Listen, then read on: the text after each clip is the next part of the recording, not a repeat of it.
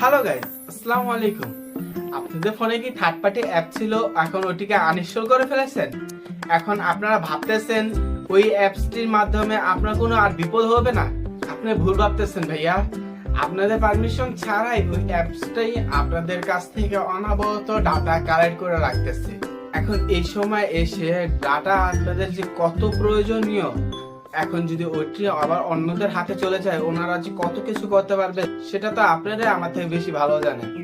এখন কিভাবে আপনারা সেভ হবেন, যে কোনো অ্যাপস আপনাদের পারমিশন ছাড়া কোনো ডাটা যেমন না নিতে পারে বা আনইনস্টল করার পর আপনাদের ডাটা যেমন লিক না হয়, সেই জন্য যে কোনো অ্যাপস আনইনস্টল করার আগেই লগ আউট কিন্তু মাস্ট দিয়ে নেবেন।